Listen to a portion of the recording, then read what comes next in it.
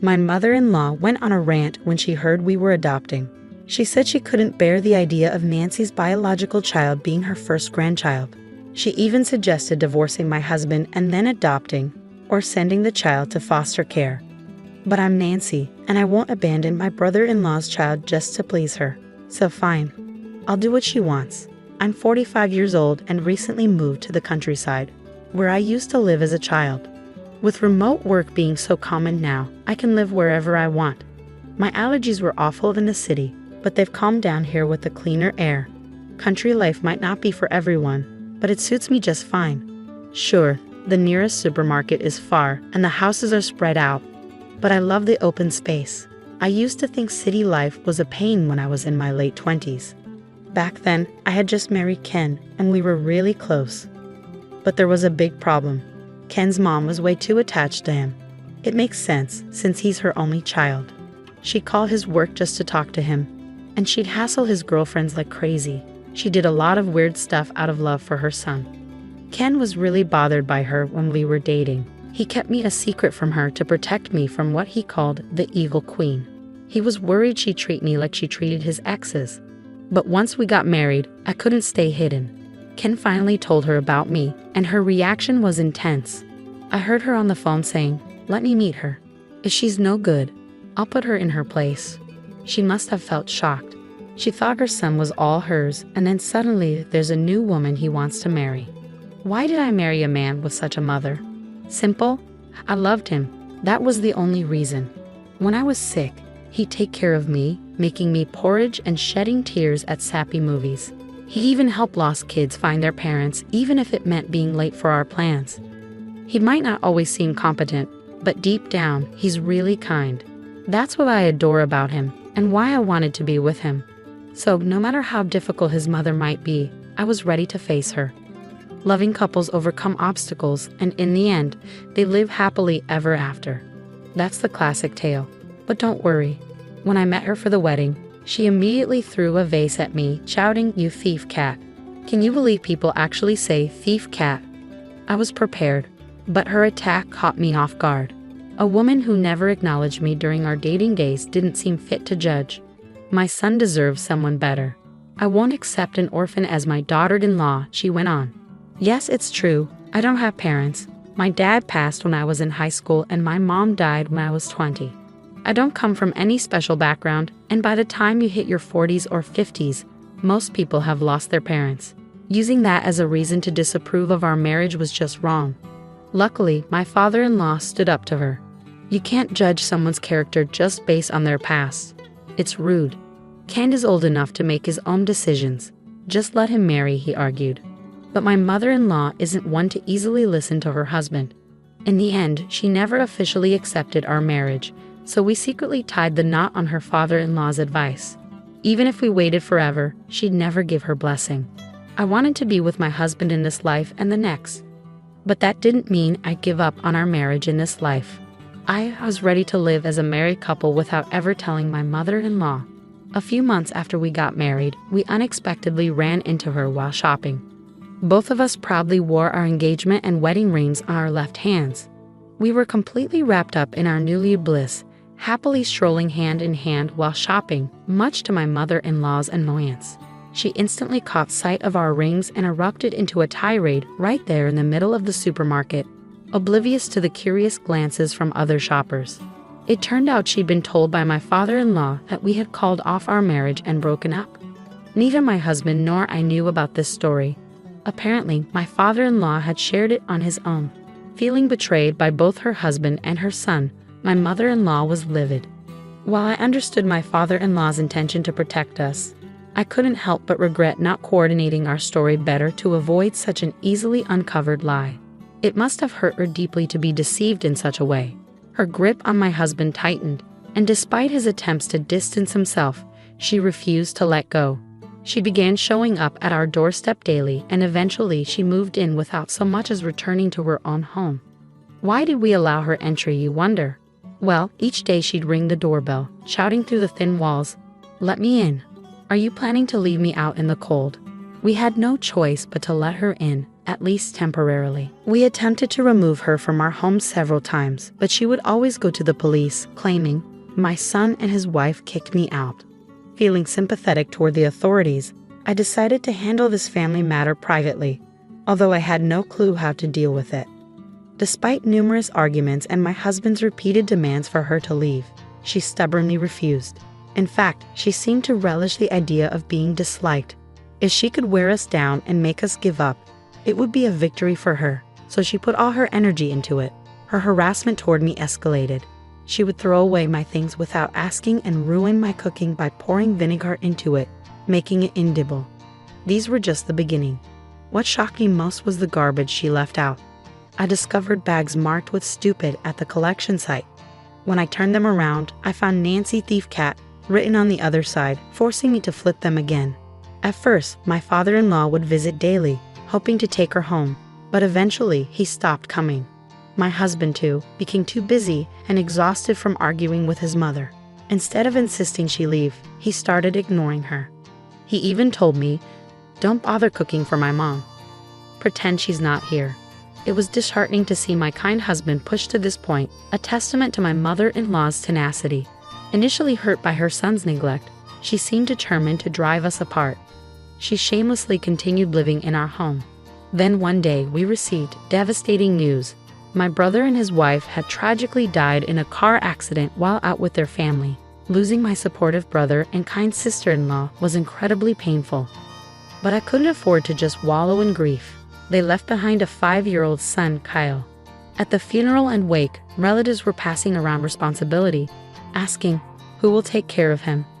Nancy would be the best option. But what if Nancy refuses? Despite feeling somewhat distant from these relatives, their callousness was unsettling. I had always cherished Kyle as my first nephew and felt a strong bond with him, wanting to care for him if possible. But I worried about the impact on him of losing his parents and then being taken in by his aunt and uncle. Most importantly, I feared my husband's reaction. However, before I could even broach the subject, my husband said, "If Kyle doesn't mind, let's take him in ourselves." Kyle expressed his desire to live with us, so I decided to formally adopt him as my son. What about this child? On the day I brought Kyle home, my mother-in-law stared at him expressionlessly. My husband stayed silent, so I spoke up. "He's my nephew. We're going to raise him as our son." With the knowledge of my brother and his wife's passing, my mother-in-law seemed to grasp the situation from just that one sentence. "You're bringing in that child?" she questioned. "Yes, we're moving forward with the adoption process." Adoption, can you believe it? That child is Nancy's blood relative. I can't bear the thought of such a child becoming my first grandchild. Get a divorce and then adopt him, or better yet, send him to a foster home. Suddenly, my mother-in-law erupted in anger, leaving poor Kyle bewildered by her outburst. "Why do we need your approval to care for this child? Please don't meddle in our marriage." "Absolutely not. That child will become my first grandchild, right? A child who doesn't share a drop of Ken's blood. I will never accept that," she declared, hurling the remote control at us. In an instant, my husband rushed to shield Kyle from the impact. "Kyle will simply be our adopted son, and nothing changes between him and you," I reassured her, but it felt like speaking to someone who refused to listen. "She's not against Kyle being adopted. She just can't stand the fact that we're still married," my husband muttered, his tone filled with frustration. "Well, if that's what she wants," my husband and I nearly said simultaneously that day, understanding that staying in that house wouldn't be good for Kyle. We decided to leave and move to a hotel. It's frustrating to have to leave our own home, but it's for Kyle's well-being. We see it as a temporary inconvenience until we can finally find a way to remove my mother-in-law from our lives for good. A week later, my husband and I finally returned home. It seemed even my stubborn mother-in-law was concerned, as we hadn't been back for a while. There was a moment of relief on her face when she saw us, followed by a smile. It seemed she was pleased that Kyle wasn't with us. "You've given up on the adoption," she said cheerfully. Neither my husband nor I replied as we quietly made our way to the living room. "You two went ahead with a marriage against my wishes, and now an adoption. That's just absurd. But at least you've come to your senses," she muttered to herself. My husband sat silently, taking several pamphlets out of his bag and laying them out in front of her. "Choose any place you like," he said. She was taken aback by the pamphlets and my husband's words. "What's this? What do you mean? You told us to choose between divorce or a facility, correct?" "Well, we've chosen a facility for you," my husband and I said with sly smiles, causing her expression to stiffen. She looked at my husband in panic, but he responded coldly. "Do you think we're joking? I'm dead serious. I'm only in my 60s. I can't go to a facility. And remember how you hid my belongings, despite me telling you not to," I added. She didn't know how to respond to my accusation. "That was just a mistake. It's a sign of dementia," she stuttered. "Also, you always make a mess of the room after I've tidied it up," my husband chimed in. Her expression tightened. "I'm getting older, so that's not acceptable. It could be an early sign of dementia, losing the ability to tidy up or starting to collect junk. And Mom, you've been hoarding items from that pop star. Those are just useless junk, right?" I remarked.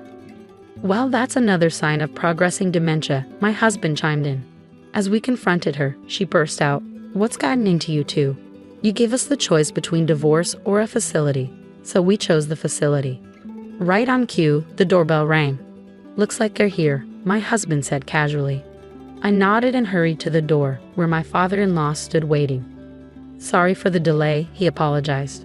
Observing the scene, my mother-in-law looked bewildered and asked, "Why is he here?" With a mischievous grin, my husband quipped, "Since it was either divorce or a facility, let's go with divorce." Caught off guard by my father-in-law's sudden mention of divorce, she was left speechless. Nobody specified whose divorce or whose stay in the facility. "We decided it's your divorce and your move to the facility." "Why do I always end up being the scapegoat?" she muttered as my father-in-law began to argue, insisting that she wasn't at fault. "My dear, it seems you've abandoned everything, including our home, and caused nothing but trouble for our son," my father-in-law scolded. "I've repeatedly told you to come back home, stop bothering our son, and take care of the house." "What are you saying, acting like some old-fashioned dictator? Take care of the house yourself," she snapped. "Of course I am, but you've taken on too much, like all that community work, right?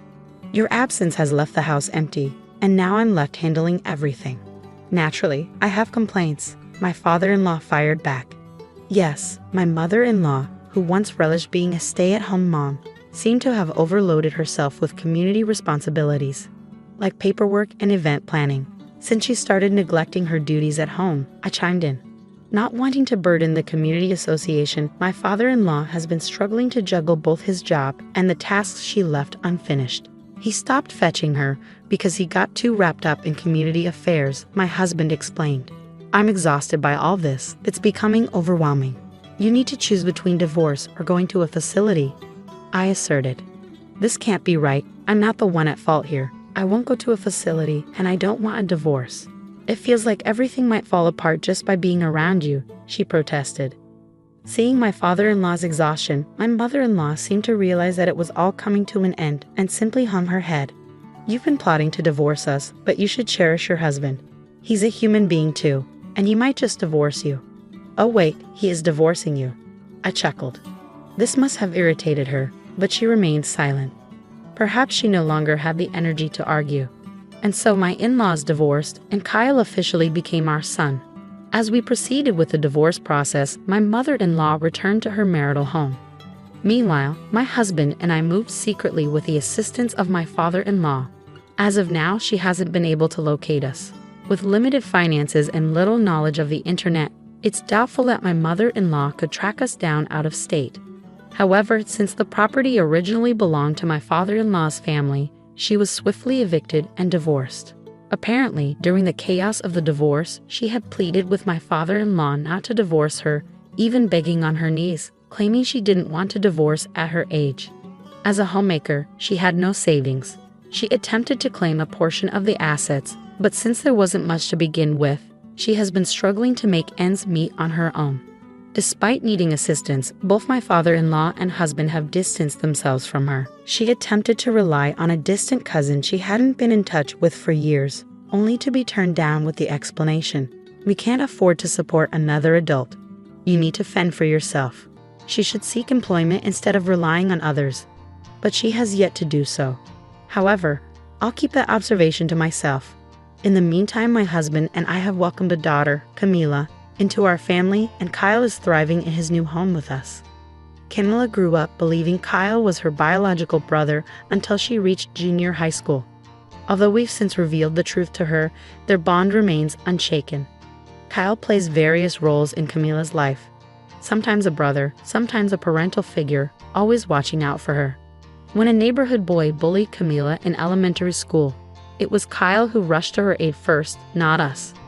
If Camila ever decides to marry, I'm sure Kyle will be even more discerning of her potential suitors than my husband.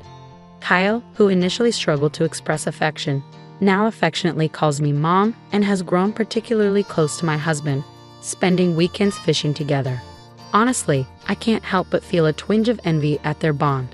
Kyle is the cherished child left behind by my dear brother and his wife, and I'm committed to nurturing him as my own for the rest of my days. Now, let's take a look at what the boys have caught and whip up a delicious dinner with my daughter. I'll put my homemaking skills to the test and impress everyone. Just kidding. My name is Scarlett. I didn't think I'd tell my story, but here I am with a wild tale about my mother-in-law. I'll change names to protect my daughter and me. My story doesn't start with a crazy mother-in-law. I married my high school sweetheart, Daniel, when we were young. Daniel worked at his dad's company, so we were settled early. His mom, Jenny, really liked me, and with his brother, Devin, we were a happy family. Sadly, Daniel's dad died when we were in school. I had great years with Daniel and his family. But then, tragedy struck. One day, Jenny called me at work crying and said, "Scarlett, I have terrible news. Daniel was in a car crash. He didn't make it." I was devastated. I couldn't believe it. My whole world fell apart. I was 5 months pregnant with our baby, Lily. It was a really tough time for me and Daniel's family. Jenny, his mom, struggled a lot with the sadness. She became fixated on me and the baby. She thought Lily was Daniel coming back. She kept saying Lily was her baby and tried to control everything about my pregnancy. Dealing with Jenny was really hard. She threatened me, saying I couldn't move on or leave with my baby. Lily is always going to be with me and Devin. I have already set up a nursery in my house. She will come live with me when she is born. Devin will be your dad. He is Daniel's brother, after all. Jenny, I know you're having a hard time dealing with Daniel's death. Trust me, I'm just as bad, but you can't control me like this. This is my child and not yours.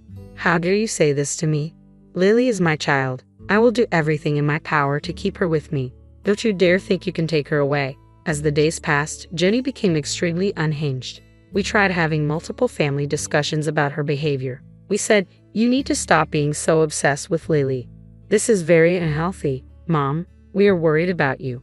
You're acting very strangely. I think you should consider therapy. The only one you should worry about is Scarlett. I know this girl. She'll run away with a new man once the child is born. She'll take away Lily and raise her with someone else. Devin, you can't let her do this. She is your daughter too. Mom, you're not making any sense. Daniel is the father of Lily. A new man will not replace him. I'm her uncle, and that's it. I will be there for her, and so will you." But ultimately, she is Scarlett's daughter. Jenny never listened to us. From hosting a baby shower for herself to demanding presents in the delivery room, Jenny did a lot of things. Just thinking about everything makes me have a panic attack. Devin did his best to control his mother. However, she never improved. The first serious trouble she made was just after I gave birth. She came to my room and asked to hold the baby. When I handed her my daughter, she ran for the door. Luckily, Devin was outside and stopped her with some nurses. From that moment, I knew Jenny couldn't be around my daughter, so I filed the case against her and let the cops deal with her. I was at first hesitant to get a restraining order.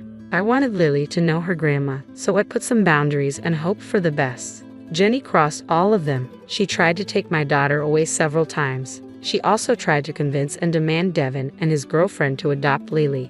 They refused because they are actually the same people. Jenny also didn't like the fact that I was seeing someone when Lily was 2. The last straw came when she tried to take her away from daycare without my permission. We found that she had planned to move to a different state. I immediately confronted her in front of Devin. "What is wrong with you, Jenny? How many times do I have to tell you that you can't see my child without my permission? Even the courts are with me on this. Still, you keep trying to take her away. Lily is my child, and she deserves to be with me. I'll keep her with me until Devin and his girlfriend get married." Then we will be a happy family. You can go have a new child with your boyfriend, Mom. You can't say or do things like this. We have already told you that Lily belongs to Scarlett alone. If she marries again, Lily will have a father figure. You don't have to worry about her. No. This is Daniel's daughter. I won't let anyone else raise her. She is mine and mine only. Scarlett is nothing but a woman. I will take my Lily away from this witch. By that point, I was completely done with Jenny. She never showed any improvement and instead got worse with time. Now I was actually getting worried for Lily's safety, so I decided to file a restraining order against Jenny. I knew that the restraining order would make her go mad, so before she could do any more damage, I shifted to a different country. I took a transfer and left without telling anyone the address. Only Devin knew my address because he was dependable. Jenny's behavior did have a lasting impression on me. I was always paranoid that she would take my child. The first year I moved was hell. Ultimately, I got therapy and decided to get better for my daughter. I was also developing a good connection with Carlos, who was a local resident. He was the reason I moved to the county. Carlos loved my daughter a lot, and they quickly formed a great bond. So I was sure that the relationship would work out. Jenny did find out about Carlos and tried to call me a cheating witch. I'm sure you have been cheating. I will never let you live in peace. I'll bring Lily back to me. Just wait. Jenny, I have a restraining order against you.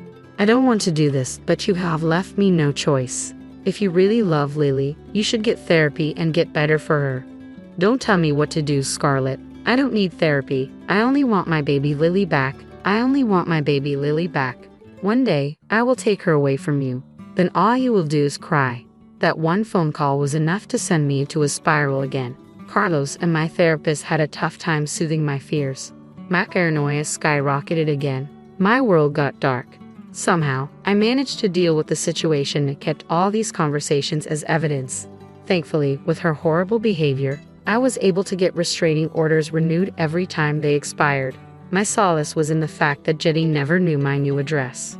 For the next few years, things went pretty well for me. I was slowly starting to cope with my mental health problems and tackled Jenny at the same time. I can't begin to tell you just how many phone numbers I had changed. When Lily was 6, I married Carlos and began my life with him. Devin and his girlfriend turned fiancé were invited, but Jenny was strictly not allowed. When Devin went home from my wedding, he did call me about Jenny. Scarlett, Mom found out about your wedding. I think one of your friends posted a picture. She saw it. She's not happy about this. What do I do? Devin, I'm tired of running away from Jenny. Even after years of filing a restraining order, she keeps harassing me. I'm exhausted. Stay strong, Scarlett. I'm doing my best to handle her. I think your marriage and my engagement have given her fresh ideas. I'm afraid she will do something stupid. Don't worry, Devin. I'll be on the watch out. I'm not that naive girl anymore. Jenny can plan as much as she wants. I won't let her take Lily, and I was adamant to protect my child. I quickly ordered high-security cameras and installed them all around the house. I also briefed Lily's school and babysitter about Jenny so that she can't cook up weird stories. Carlos was with me through it all. Years of therapy helped me deal with the situation better. While the old me would panic and become paranoid, the new me stayed calm and made plans. I was seriously praying to God that Jenny doesn't pull any stunts this time. I won't let her get away with her antics. Jenny's last crazy episode happened very soon. That morning, I was at my office pulling an overtime shift. Suddenly, I was surprised by a call from Devin. To be honest, I had no idea why he would call me at work. For some reason, my stomach was in knots as I picked up the phone. Devin sounded panicked and said, "Scarlett, you have to listen to me. This is serious. Mom just left me a message that she's bringing back Lily. I know you will never allow that. I'm afraid she will do something stupid." What the hell, Devin? I never gave her permission to take Lily. Hell, we have a restraining order against her. I think Mom is planning to kidnap Lily and bring her to my house. I've tried to change her mind, but I'm afraid she will run away with her if I push her too much. You need to stop her before she takes Lily. Thank you for telling me, Devin. I have no idea why Jenny still hasn't got the hint. Her behavior keeps escalating. She is adamant that Lily should stay with me. Mom is still obsessed with having me replace Daniel as her dad, but she's being very unreasonable. I know she needs help, but she refuses to go to therapy. I'm sorry to say this, Devin, but this time I don't think I can forgive her if she really tries to kidnap my daughter. I will be sending her to jail. Devin said that he understood my stance and why I would do this. He promised to be in touch in case something went wrong. Meanwhile, I started to plan a trap for Jenny. I knew that even if I left work right now, I wouldn't be able to reach home on time. So I picked up my phone and made a call. Then I simply sat back and waited for Jenny to show up. I had a very small hope in my heart that Jenny wouldn't be this crazy. Well, it turns out she is truly crazy. My house has security cameras covering the entire place, so I was able to watch everything while driving back home with a friend. As I watched Lily play on the lawn, I spotted Jenny making an entrance. Guys, Jenny actually tried to take my daughter. I was absolutely enraged by her behavior. Even after what happened, she wanted to ignore the court and take my child. She did it in the afternoon, knowing that I wouldn't be home. However, she didn't know one thing about my life. Carlos and I had gotten married 6 months ago, and just inside the house, Lily's new stepfather was watching everything. As soon as Jenny snatched up Lily, she cried out for Carlos, and immediately he came and blocked the front door. Through the security camera, I could see that Jenny went completely white as a ghost. Then her jaw dropped. My daughter fought off her arms and ran straight to Carlos. There was one thing she didn't know about the new man in my life. Carlos was a police officer. To be precise, he was the sheriff of our county. Jenny just took one look at him, and her jaw dropped, specifically because he was still in his police uniform. He was just back from work and spending time with my daughter before I came home. The call I made from the office was to Carlos. He is the one who picked up my daughter from school and stayed home till I came back. Jenny stupidly thought that I would leave my daughter unsupervised. Instead, she found a living and breathing cop stationed at my house. I heard them say, "What are you doing here, Jenny? I know you are Scarlett's mother-in-law. I'm interested to know what brings you here." "I'm here for my grandbaby. It's time she spends time with me." "Who the hell are you, and where is my grandbaby?" "Well, first of all, you are not supposed to be in this house, and I also know that you don't have any visitation rights with Scarlett's daughter. I would suggest you tell me your intentions since there are cameras in the house." "Who the hell are you? Why are you in this house around my granddaughter? You're not supposed to be here." "I am not an unknown man. I'm her stepfather, and I have full rights to be here. You are not supposed to be here since you have trespassed into my house, tried to kidnap Lily, and violated restraining orders. I have already called my mates to come and arrest you." No, you cannot arrest me. I'm not doing something wrong. My granddaughter belongs to me and Dean. I won't let Scarlett let a stranger raise Daniel's daughter. Only Devin is fit to be her dad. Listen to me, Jenny. You need to step away from this house right now. The cops will come and arrest you if I don't do it myself. Jenny kept arguing with Carlos while I hurried home to them. My friend from work drove me to my house. While I was watching the confrontation, Carlos kept warning Jenny that she would face some serious charges if she didn't leave. Well, Jenny decided to be a martyr and continued to try and argue with him. As soon as I reached the house, Jenny started to shout at me. She said, "You witch, you intentionally married a cop so that you can take away my granddaughter. This is all you're planning. I always knew you were a total witch." "Calm down, Jenny. You keep forgetting the fact that my cop husband is right in this house. Believe it or not, he will arrest you if you keep harassing us. I won't go down so easily. I'll tell everyone that you were cheating with Carlos before Daniel died. I will ruin your reputation and take Lily." "Carlos, you can add harassment and slander to Jenny's list of offenses now. Looks like she won't stop." Just at that moment, the rest of the cops arrived. They came inside the house and spoke to Carlos about the situation. When Carlos and I gave our statements, Jenny threw another fit. She started to scream and cry about how unfair and selfish we were being.